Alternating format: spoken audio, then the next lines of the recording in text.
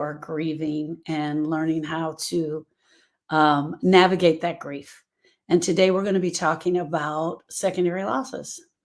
The holidays hit you different when you're grieving. They absolutely do. The world spins. There's all this glitter that gets thrown out. There's noise that gets thrown out. All the things that gets thrown out when you're grieving. And you're sitting there trying to remember how do I even breathe? How do I get through this? How do I make this even make sense for me? The same songs everyone's playing, the decorations, the smells, all of those things are all triggers for you. I know they're triggers for you because they were triggers for me. And that's what we're going to be talking about today. So I'm so excited if you're here. Grab your cup of coffee because I'm definitely going to be drinking mine. I did try something really brave today, and I put on a sweater because when I got up, it was freaking cold. But I'm also the hot flash lady, so I don't know how that we're going to make it through that. So we're just going to do our best and see what happens there. And I'm not completely jumping into all the holidays, but a lesson that I taught quite a bit last year that I haven't really touched on in a while is secondary losses. So that's where I'm going with today. And because everything I wanted to come up with for today seemed like it was just going into my weekend intensive, my weekend surviving the holiday training. So welcome everybody, grab your coffee. Let's get ready to dive in deep. Hey, Jules, glad you're here. Hey, Debbie. Hey, everybody. And Debbie is here and Suzanne is here. So I'm glad that you guys are here. Good morning. So one of the things that we don't often talk about is the hidden weight of secondary losses. Oh, thank you. The hidden weight of secondary losses.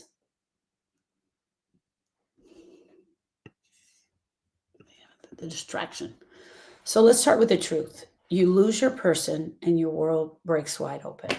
But here's the other thing that I want to talk about. It's not just that you lost your person. You can lose your person through death. You can lose your person through divorce, through breakup of a romantic relationship. You could lose your job and your work colleague who is your best friend, you're no longer seeing her every day. You could lose your home through foreclosure, bankruptcy. You could lose the person that you live next door to. You no longer live there because you moved. Losing your person or your thing breaks your heart wide open. It breaks your heart wide open. Everyone will tell you to grieve them, but nobody will tell you how to get there, how to do this grief, right? They give you hundreds of other bits of advice, which is actually crazy. One of the things that I've been trying to drive home for all of you guys, and this is huge, and it's huge for us to understand, is that we're not just grieving who we lost. That's the major part of it. The person we lost, the thing we lost is the major part of who we're grieving. But we're grieving everything it touches, everything that it touches. And that's what we call secondary losses. It ripples through every area of our life, right? She was the stapler in the family. I know this is goofy, but this is her stapler. She left it here when she was gone. Every time I see that stapler, and we don't know what that thing is that's going to send us to the trigger of the secondary losses. We just don't know. It ripples into everything, every corner of your life, every death that shows up, every song that's played, every smell that plays wrecks the place where you're standing. It wrecks the place where you're standing. When your person died, it wasn't just one goodbye. It's hundreds of tiny goodbyes, hundreds of tiny goodbyes that follow after the loss. And that, friends, when I tell you that's what we're not prepared for, is that. You're not prepared for that because in the morning, hey, Valerie, on the day that the person dies, we go in our morning, we go into our brain and we have to do the grief business. You got to do the grief business. You got to do all the things of the breakup. You have to do all the things of the death. You have to go to the funeral home. You have to start your counseling. You start doing this. You start doing that. You're planning the funeral. You're doing all the grief business. But let me say that again. It's the 100 tiny things that follow that you're never prepared for. And most of you have never seen it coming. And that's where the sucker punch comes in. You feel like you're getting sucker punched over and over and over again. And then on top of getting sucker punched over and over and over again, you got goofball over here telling you that you get over it. Telling you to get over it and to move on. Telling you that you got this, you can do it. She wouldn't want you like this. So you're over here trying to live through reliving the loss every single day 100 times. And they're over here telling you she wouldn't want you like this. You grieve the relationship and the space that it left. But when your person dies, it's more than missing their laugh and the sound of their voice. You're missing your role with them. I'm the daughter. I'm the wife. I'm the husband. I'm the girlfriend. This is my person. When your person dies, you are missing your role that you were with them. You're missing their laugh. You're missing the sound of their voice. That's a secondary loss. Halloween was Ashton's favorite holiday. Now I can't do it. It's too hard. My heart to yours, Miss Becky. You lose your role with them. You lose the version of yourself that existed in that condition. And you might catch yourself thinking, who am I now if I'm not with that person? Grief pulls you into a weird new identity crisis. Grief pulls you into a new weird identity crisis. You used to know where it fit all in. It fit like a glove, right? It fit all together. And now it's like this. Now you're walking through your own life like a stranger in your own skin. Okay, so that was number one. Let me write that down. You grieve the relationship.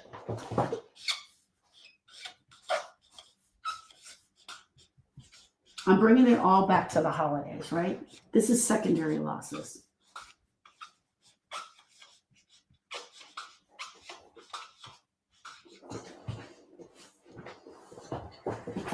Look at me trying not to stand up today and trying to make this work.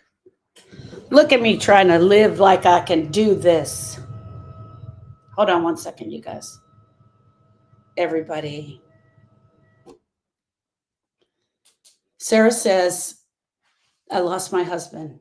Not only do I miss my partner, but I'm angry that I have to do this alone. My heart to yours, Sarah. Sarah, tell us his name.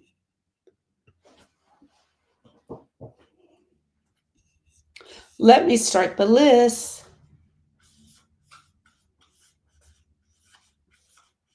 Secondary losses, right? Secondary losses. Number one, the relationship.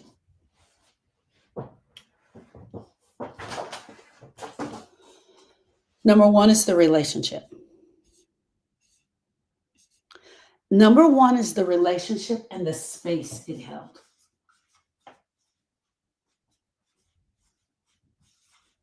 I think that's so important. The space that relationship held. You grieve the life you had. You grieve the life you had. Listen, if we don't start understanding that this is part of the grief, we're never going to be able to move on. I grieve that Austin died, but I was also his aunt.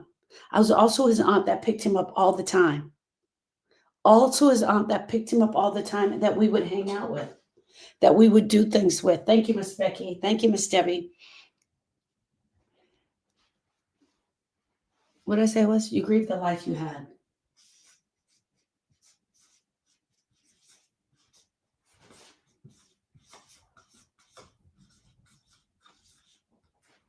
When Sharon died, I was the best friend.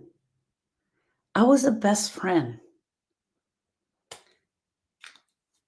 When Sharon died, my it almost felt like that part of that didn't feel almost that part of the best friend was gone.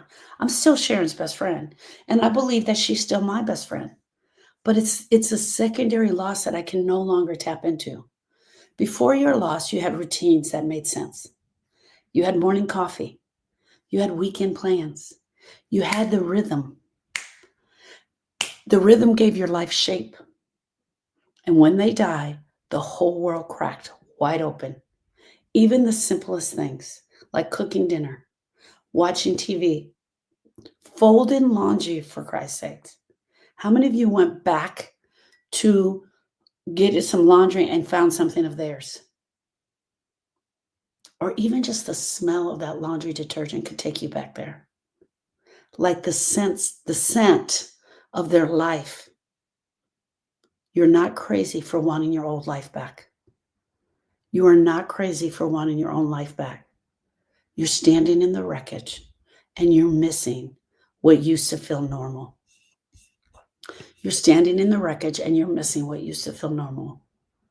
Miss EK said, I miss the consistency of the routines that we had. It's the rhythm. The widow of a veteran says, good morning, everyone. Sorry, that's Debbie's job. Why am I over here doing Debbie's job? Hey, everybody. My name is Sharon Brubaker, and I'm a grief specialist. I'm teaching secondary losses today. When I'm done with secondary losses, I'm going to come in and answer any questions that you have. Watch Miss Debbie. She's monitoring today. So is Miss Becky. Suzanne's in here. EK's in here. And you just keep an eye on them. They've got amazing things that they're sharing. You also grieve the future that never happened.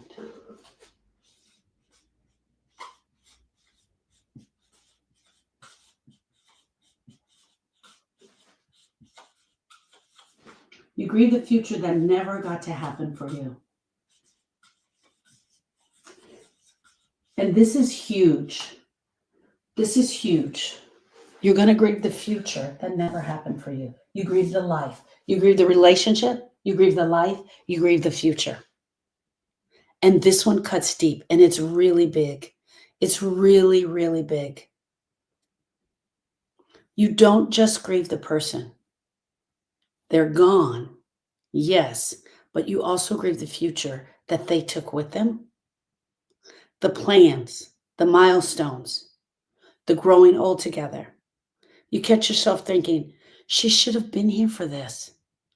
He was supposed to see this. He was supposed to be here.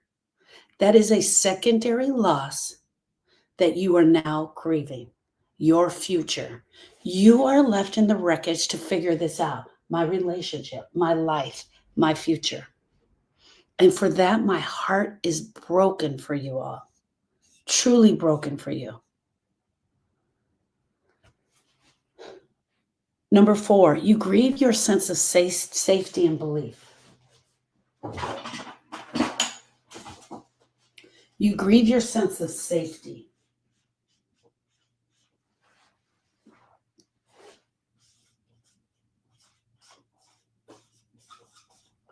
Sense of safety.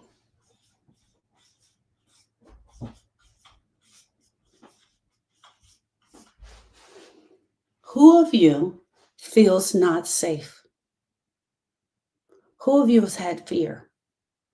Who of you has felt fear in their heart now that their person is gone? How am I going to do this? How am I going to make it through? What does this feel like? The feeling of not, thank you for the gifts, guys. The feeling of not being able to get through the day. Where's my future? What am I doing? Before your loss, the world had a certain order. I got up every day. I went to work. She went to work. We came back. I started dinner. We sat at the table. We caught up on the day. We talked about what was going on. Before your loss, the world had a sense of order. Good people live long lives. Everything made sense. And then, poosh, just like that, it was all gone. There was a hole blown into your belief system about the things you really believe about your life.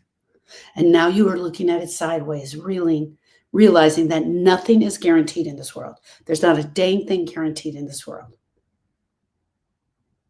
And grief doesn't play fair. Grief doesn't play fair. And I'm so sorry for that. You start questioning everything. You start questioning your faith. You start questioning fairness in the world. You even start questioning yourself. Can I do this? Can I do this? Can I get through with this? Can I get through this? Can I make it? I don't know if I can do this. I can't do this without him. I can't do this without him. Friends, that is not a sign of weakness. It's not a sign of weakness. It's grief rewriting your view. It is rewriting your view of the world. You're building a new foundation, one brick at a time. And I'm so, so sorry that this is your life now. Widow of a veteran says, it's been a week and I'm so angry. My heart to yours, love. Truly, my heart to yours. Let's go over it. Number one, the secondary loss is your relationship. Number two is your life. Number three is your future. Number four is your safety. Which ones sound familiar to you? Which one is starting to sound familiar to you? I think this one is big. I think this one is big. You're grieving your everyday stuff.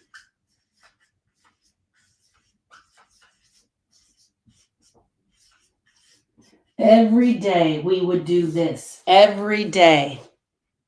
Your everyday stuff. Number five, the routines. The role that you held in their life. The role they held in your life. Sharon was my confidant. She was my person. She was the person that I would go to. She's the person that I did everything with.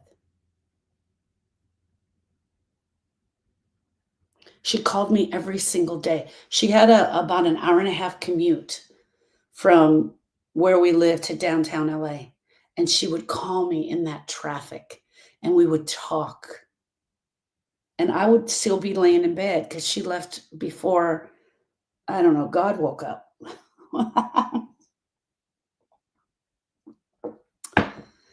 And so I'd be laying in the bed and we'd be having the conversation. The routines, the role, the people who stopped calling, those phone calls.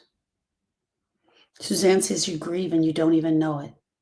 You don't even know that this little part is a part of the grief. So today we're talking about secondary losses. So let me show you that really quickly. It's what's under here. Here's your grief. Here's the hole in your heart. Here's your broken heart. But what we're really grieving is all of this stuff. All of this stuff. Sean said, tap, tap, tapping for John. Debbie said, so glad you're here. Okay. The financial shifts. A lot of us have financial shifts. I lost a whole income.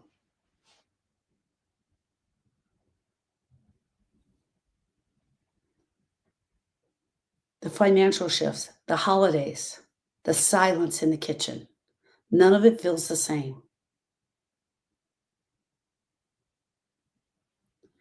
None of it feels the same.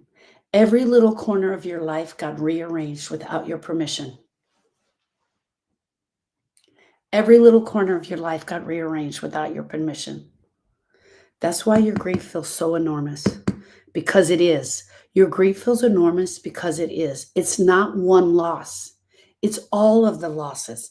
It's all of the losses together. Here's the other thing. If you don't slow down and take a look at this and understand that this is also a part of your loss, this is also a part of what's happening to you, how are you going to work on that? And here's the kicker. Let me kick you right in the gut. The everyday stuff and all of the other losses, and then your friends come in and they can't hold a space for you. They don't know how to do it. They cannot hold the space for you. That, I think, is what is so, so difficult. Okay. I let all of this in to let you know this. And this is where I'm heading with all of this. Once I'm done with the teaching, I'll come back and answer questions for you. Once I'm done with the teaching, I will come back and answer questions for you. Suzanne says, or your friends abandon you and just simply don't show up. Wow.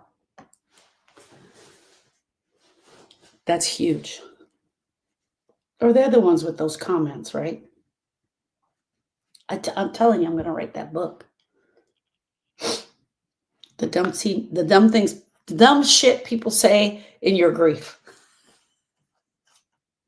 Don't say this because it's not helpful. All right. Here's the biggest one. I want you guys to understand, and this is where I'm tying it all in. The secondary loss, one of the huge secondary losses in our life that a lot of us don't even realize is the holidays.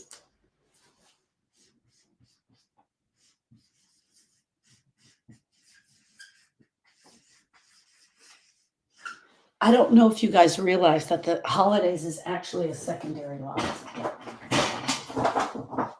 And it's huge because for most of us, we're going through our life, we're going through our loss, and then all of a sudden, bam, you get hit with the holidays. It is a secondary loss. It is a secondary loss.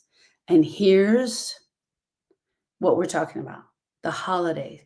This is what happens during the holidays. The world keeps spinning with all of their music and all of the things that's coming through. And you walk into the store and you're like, you smell that cinnamon broom, which I actually love, which now I have a sweater on, right? It's the holidays. Okay, before I get into this, I want to go over the list real quick. And I want you guys to give me the number. Give me the number of what you feel is the biggest loss for you right now in your grief. You can be one or two numbers. I don't care. You can write all. I don't care. Secondary losses. You grieve the relationship and the space that it held. Number two, you grieve the life. So number two is life, the life that you had. Oh, yeah, that's me. Yeah. You grieve the future that never happened. So it's future, relationship, life, future. Number four, you grieve the sense of safety. Number four is safety. Number five is everyday stuff, the everyday stuff. And number six is the holidays. Those are all secondary losses. Which one stands out the most for you? Give me the number of the one that stands out the most for you. Which one are you grieving the biggest right now? Which one is giving you the most pain? Which one is, Becky says 3. Shauna says all 6. Jojo says all. Suzanne says 3 and 5. 8008 says 5. Roller Skate says 1. 8565 says 1. Rolling Thunder says all. Robin Fuller says 1, 3, 4, and 5. Jules says all. Sabrina says 1 through 5. Sandra says 1. Sandra says 1. Oh, yeah, Sandra, my heart to yours. All of you, my heart to yours. Okay. The secondary losses of the holidays. The holidays are a secondary loss. The world keeps spinning. It's blasting all of that music. I said the holiday season used to hold such joy and laughter. Even if you were like me, even if you're like me, you're not a big holiday celebrator. It's shifted over the years. You don't put in all the energy that most people are putting, the house lights and the tree. I don't do all that. There's still this air of the holiday, even the season changing, even the first day you put on a sweater, the leaves starting to fall. That morning, the morning when you wake up and it's cold. It's cold. Thank you, Multi-Maven. You wake up and it's cold. Just those little shifts in the season changing is a secondary loss. It starts to feel like all of the landmines have been swept up and they've been pushed in your direction. You're not just grieving the change of Christmas, the season, the holidays, the smells. You're grieving the change with mom. You're grieving the Thanksgiving tradition of having him at the table. You're grieving the comfort of what it felt like to have somewhere to belong. You had something that you belonged to. You belonged to something really big. You were a part of something really important.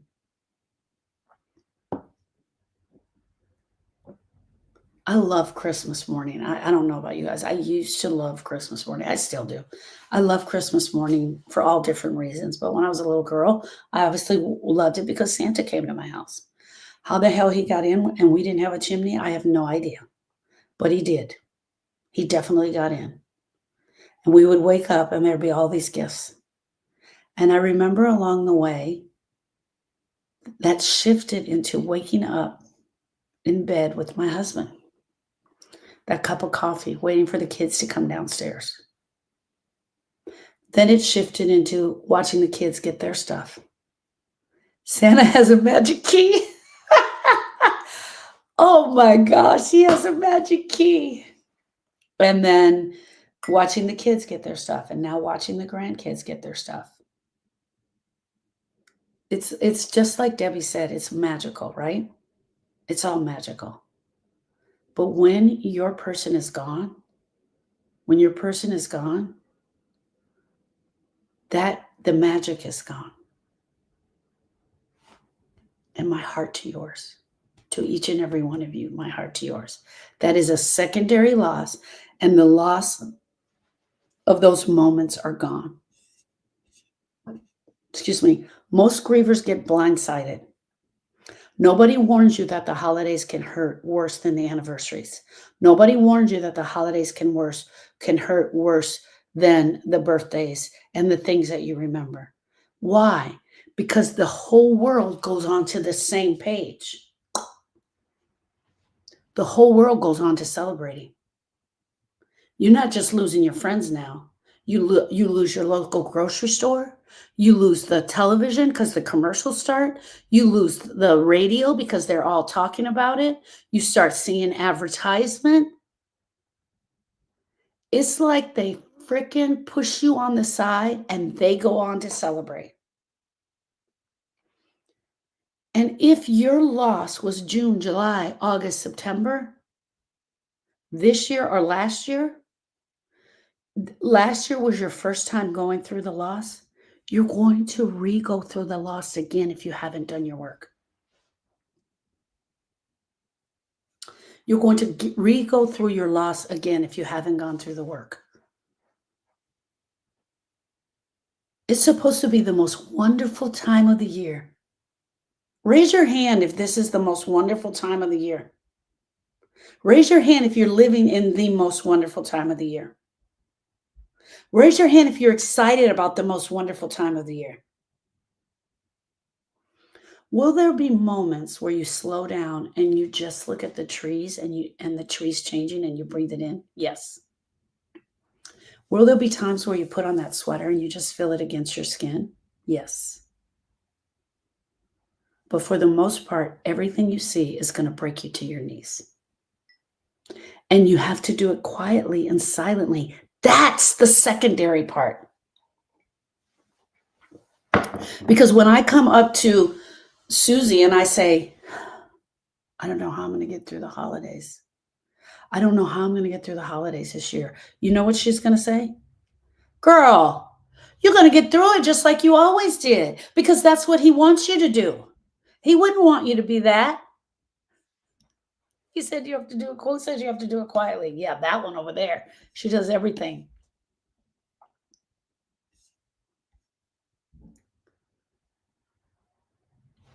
Everyone is out there decking the halls, and you're trying not to fall apart. The music, the lights, the smells, all of it. So here's the one thing that no one tells you. Holidays can sting more than the anniversaries. You might try to slap a smile on your face. You might try to keep the traditions alive. You pretend that you're fine. Spoiler alert, you're not. You're not fine. You can't even decorate because the heartache is so bad. Friends, I'm going to share a story of a beautiful couple that I had a few years back. They were a beautiful couple. And this is also part of my 6 degrees of separation and why we don't, when we're working together, we don't share names. I work with the gentleman and his wife for probably 4 weeks. And no, it wasn't 4 weeks. 2 weeks, I realized he and my husband worked together. So my program is completely confidential. So I had to tell him who my husband was. I never told my husband I was working with him, and he never told my husband until he was done with his work. He said something about me one day, and my husband was like, "What?" But here's the thing about the couple. They had identical twin boys, and they struggled uncontrollably on one thing: whether to put up the Christmas stocking. Whether to put up the Christmas stocking. And I'll tell you why. The Christmas stocking, they bought new Christmas stockings every year with matching bulbs. And they struggled. And you're like, of course you're putting up the Christmas stocking. But then you also have to think, do I want to see it up? Do I want the reminder? Do I get the bulb? Do I put the bulb up? Can you imagine that one thing? Just that's the one thing you hang your first year on? It's a secondary loss. Surviving the holidays is a secondary loss. All right.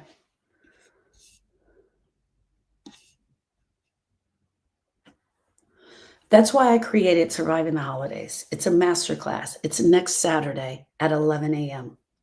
because the season doesn't have to destroy you. I don't want to break it all down in here, but we're going to talk about it then. What are you doing? Here's my question for you guys. What's your plan for this season? It's already started. I don't know about you, but yesterday I walked out. I actually took a picture of it. I walked out and my neighbor has set up a cemetery in her front yard. Ann says, I have no idea. She has set up a cemetery in her front yard. So one, we're already putting on the sweaters. The leaves are falling. So we know that the season is changing. And our neighbors are starting to put up cemeteries in their front yard, which is touching our heart. And we're over here trying to figure out how the heck I'm going to make it through today. And the world is still spinning. And that's why next Saturday, I created a 3-part Surviving the Holidays. And Saturday at 11 a.m., we're going to be just going through a Halloween and Thanksgiving because this season doesn't have to destroy you. You can honor your person and feel your pain and still find moments of peace. We're going to talk about how to navigate the triggers, how to refine traditions. But before we refine the traditions, we got to talk about values. What are your values? What are the values you have in place? We're going to give yourself permission to make the holidays all about what your grief can handle, not about what the world expects. I want to say that again. We're going to give you permission to make the holidays fit into your grief, not the world's expectation. If your heart clenches every time you think of the next few months, this class is for you. If you walked into the grocery store and you smelled cinnamon right by the open door and you wanted to stop and just scream and run back to your car, this class is for you.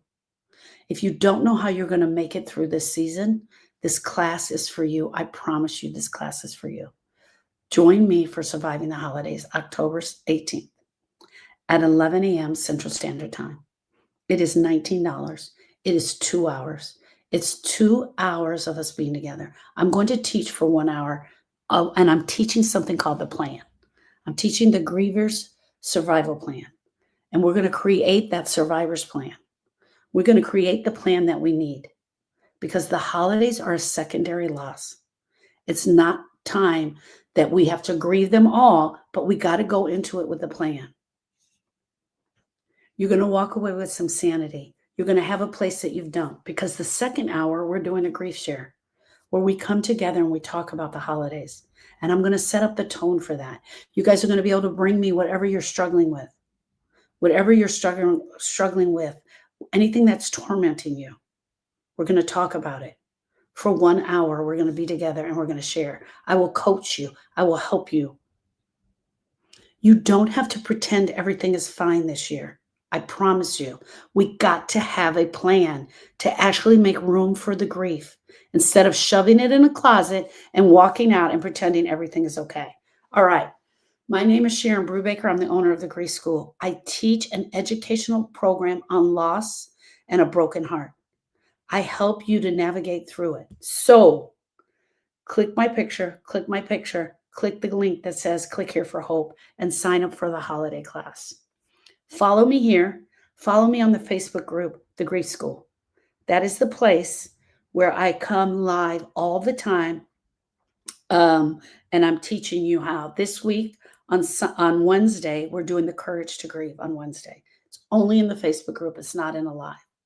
If you're on Facebook or YouTube watching me right now, just go to the post and click the link that says click here for hope. You can actually type in clickhereforhope.com and it'll take you right to the page. All right. Let's talk about what you're actually going to get out of surviving the holidays. You get a real talk with no BS guide to handling the holiday landmines. We're going to dig into how to rewrite your traditions so it actually feels bearable. I'm going to give you a break for the holiday season on the shoulds. You should do this. You should do that. We're going to take the shoulds and we're going to break them apart. We're going to talk about how to honor your person in ways that actually help you to heal. I'm going to help you talk about how to get the littles involved. The littles, your kids. Listen to me. If your littles are 6 foot tall and 30 years old, we're still going to talk about them. You're going to walk away with a plan to get through the season without facing it like you're faking it. The bottom line, this is not about pretending the holidays are easy. It's about learning how to navigate them when you feel like one big secondary loss is hitting you over and over again. Okay. Part 2, I'm going to finish this, it's 3 Saturdays. It's July 18th, November 8th, and December 6th. July 18th, Thanksgiving. November 6th, Christmas. November 8th, Christmas. December 6th, New Year, same you. Friends, that calendar changes whether you like it or not. You're going into the new year. And did I say December 18th? We want to push back on that. We want to push back on that. And what are we going to do? It's not going to stop. Time, there's things that we can't control in this world. And one of those is time. One of those is time. Time. And the holidays are coming and the calendar's changing. Grievers have choices. Trying to make this through this holiday season, this painful holiday season on your own is a choice. And here's the deal. Y'all don't have to come to the class. You can figure it out on your own.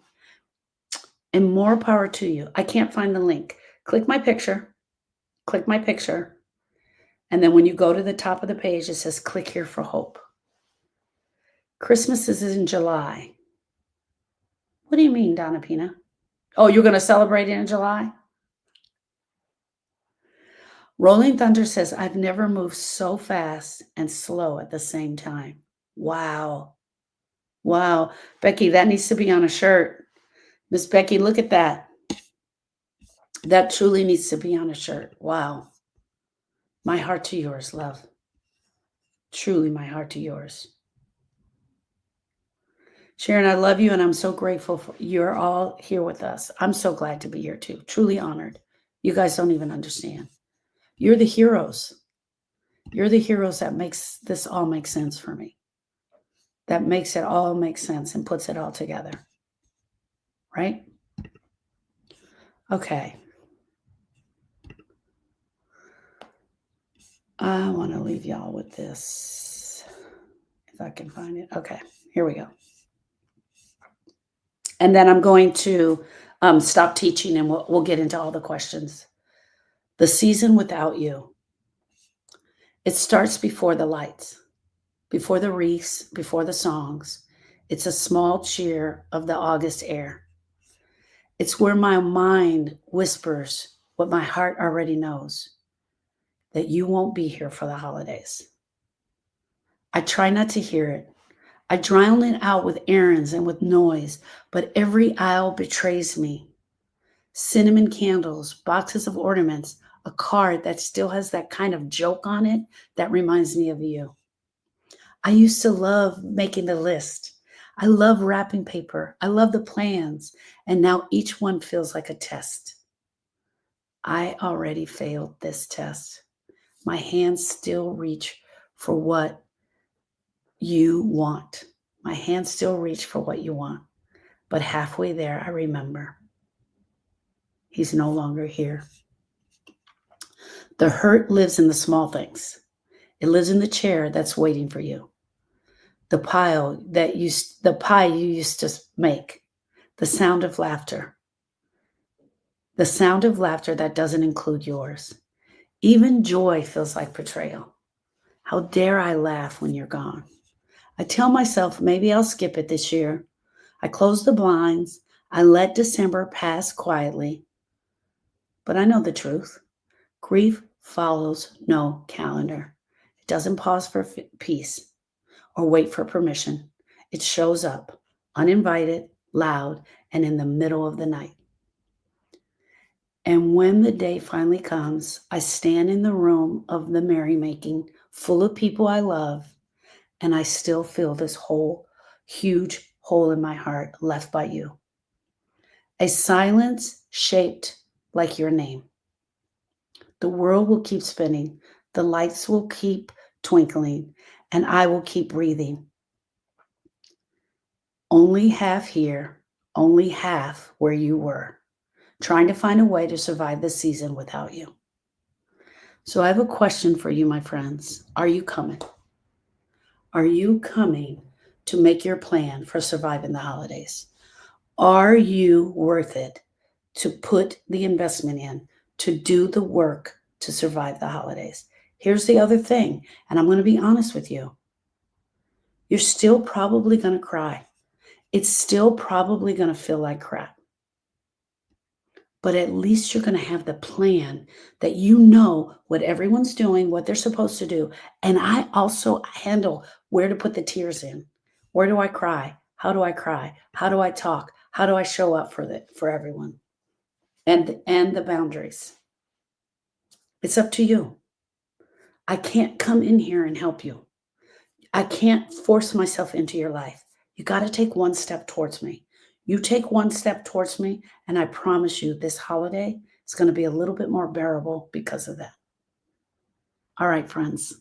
Hold on, TikTok. Thank you, Facebook. Thank you, YouTube. I love you. Look forward to seeing you all in Surviving the Holidays this Saturday, October 18th at 11 a.m. Central Standard Time for 2 hours with me. I'll see you there.